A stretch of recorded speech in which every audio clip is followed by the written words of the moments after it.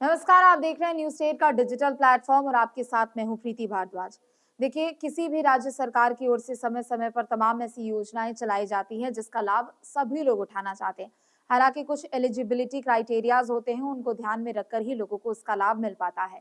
बात अगर दिल्ली सरकार की करें तो जब से दिल्ली की सरकार में सत्ता परिवर्तन हुआ है, उसके बाद से तमाम योजनाओं का लाभ लोगों को देने की कोशिश की जा रही है। अगर ठीक दूसरे योजनाओं की तरह अगर यहाँ पर बात करें तो यहाँ पर आवासीय योजनाओं को लेकर सरकार की ओर से एक बड़ी पहल की गई और अथॉरिटी की भी ओर से दरअसल एक बड़ी योजना चलाई गई जिसके जरिए लोगों को ज्यादा से ज्यादा लाभ अब मिल रहा है।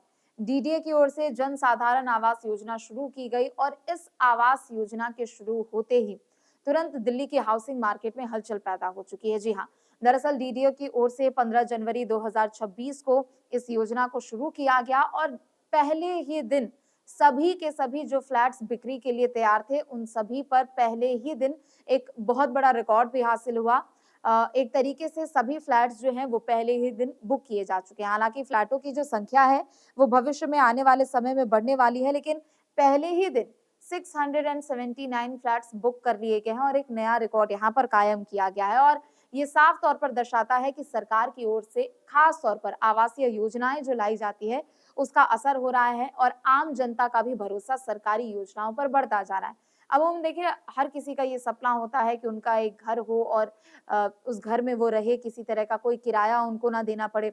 सरकार भी चाहती है कि जो निम्न वर्ग के लोग हैं, जो मिडिल क्लास लोग हैं, उनको भी किफायती दाम पर उनका अपना घर मिल जाए, योजना का लाभ मिल जाए और लोगों के सपने भी पूरे हो सके। और जैसे ही डीडीओ की ओर से जन साधारण आवास योजना शुरू की गई, उसके बाद तुरंत ही पहले ही दिन इतने बड़े पैमाने पर फ्लैट्स बिक गए, सभी को बुक कर लिया गया और एक बड़ा रिकॉर्ड भी हासिल किया गया है।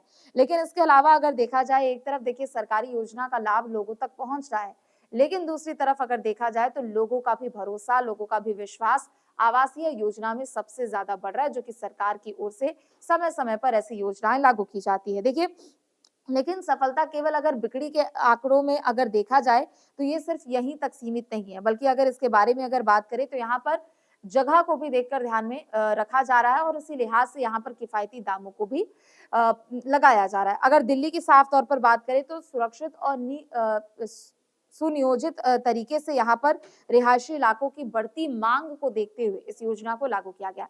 दिल्ली में वैसे तो कई रिहायशी इलाके हैं, लेकिन उन रिहायशी इलाकों में जो घर के प्राइस होते हैं, जो एक मकान का जो एक प्राइस वहाँ पर होता है, वो बहुत ज़्यादा हाई होता है। वो एक तरीके से वो सभी जो प्राइस होते हैं, वो आसमान छू रहे होते हैं।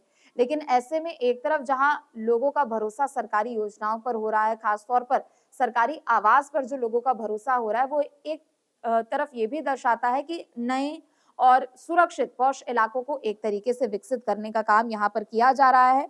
इसके अलावा अगर देखा जाए तो डीडीए ने लंबे समय से दरअसल ये फोकस कर रखा था कि आम लोगों के लिए ऐसी सहूलियत दी जाए, किफ़ायती दामों में, लंबे समय तक सुरक्षित, उसके अलावा थोड़े-थोड़े जगहों पर रिहायशी इलाकों को डेवलप करने के लिए, यानी कुल मिलाकर जो पूरी सुविधाएँ आम लोगों को दी जा सके, उसके बारे में लंबे समय से इस पर फोकस किया जा रहा था और उसी रणनीति का ये हिस्सा है कि जिस दिन इस योजना की शुरुआत हुई, पहले ही दिन 679 यानी सभी के सभी फ्लैट्स बुक कर लिए गए हैं। यानी लोगों को भी इंतज़ार था कि सरकार की ओर से या फिर अथॉरिटी की ओर से ऐसी कुछ योजना आए और किफ़ायती दामों पर उसे वो तुरंत बुक कर ले।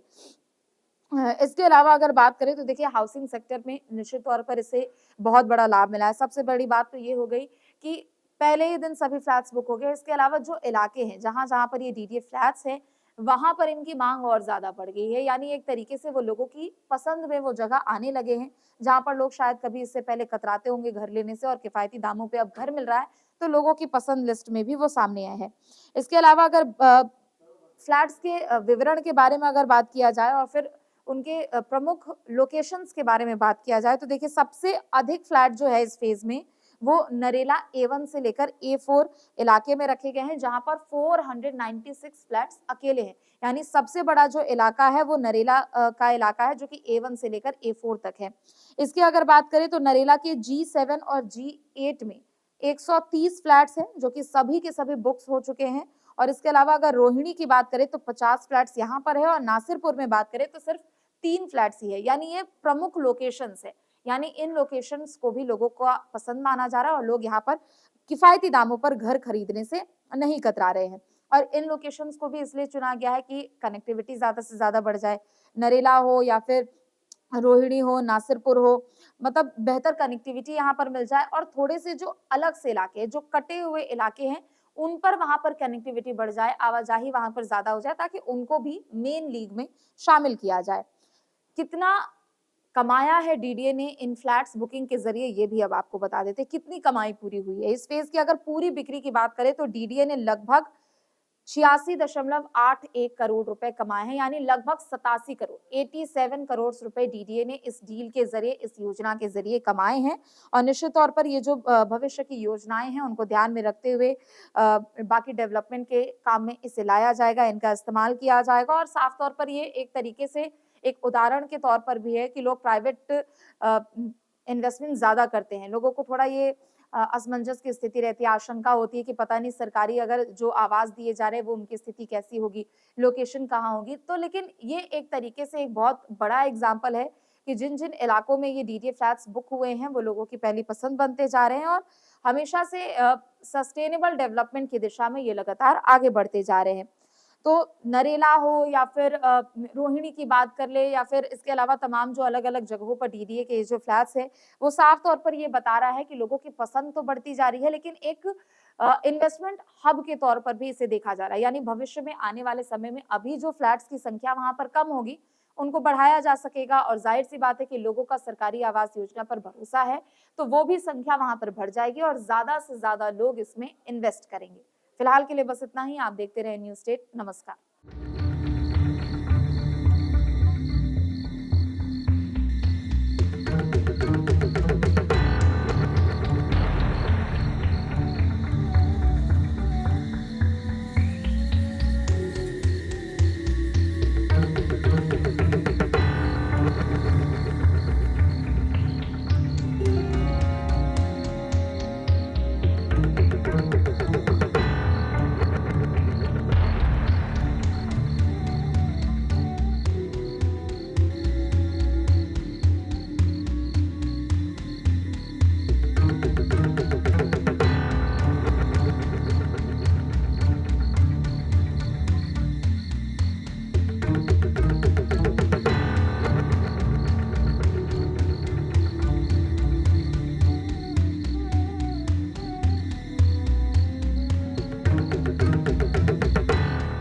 आपके मोबाइल पर तुरंत आएगी ब्रेकिंग न्यूज। स्क्रीन पर सबसे पहले दिखेगी बड़ी खबर। देश दुनिया की हर खबर एक जगह। अब आपके मोबाइल पर तुरंत फटाफट इंस्टॉल कीजिए न्यूज नेशन ऐप और रखिए खुद को अपडेट।